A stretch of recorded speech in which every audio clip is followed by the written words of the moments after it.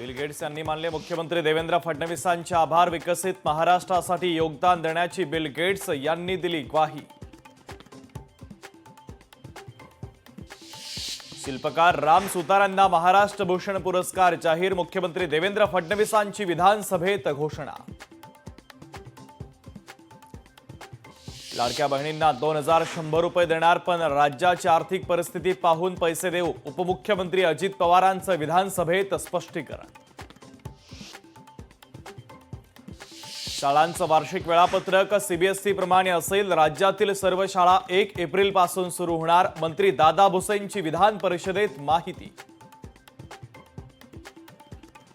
मनसेची रविवारी मुंबईत एक महत्त्वाची बैठक। रवींद्र नाट्य मंदिरात 10 वाजता बैठकीचं आयोजन। मनसेच्या संघटनात्मक रचनेत बदल जाहीर होण्याची शक्यता। वाळू माफियांवर कडक कारवाई करा, आमदार अस्लम शेख यांची मागणी। तर मंत्री चंद्रशेखर बावनकुळे यांच्याकडून कडक कारवाईचं आश्वासन।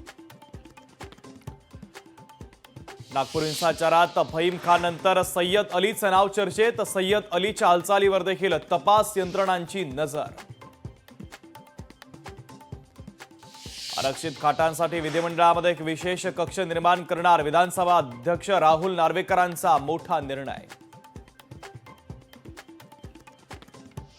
देशाची प्रगती होणार असेल तर कबर उखडून टाका। औरंगजेबाची कबर पाडण्यावरून अबू आझमी संतापले। इतिहास संशोधक इंद्रजित सावंत धमकी प्रकरणी प्रशांत कोरटकरनं पुरावा नष्ट केल्याचं कलम लावा। इंद्रजित सावंतांच्या वकिलांची पोलिसांकडे मागणी। जरांगे दररोज वेगवेगळी वक्तव्य करतात, मीडियाने त्यांना महत्त्व द्यायला नको। नवनाथ वाघमारे यांची जरांगे पाटील यांच्यावर शेलक्या शब्दात टीका। सोलापूर शहरामध्ये वरिष्ठ पोलीस अधिकाऱ्यांना मारहाण करण्याचा धक्कादायक प्रकार समोर। फौजदार चावडी पोलीस स्टेशनच्या वरिष्ठ पोलीस निरीक्षकांना मारहाण।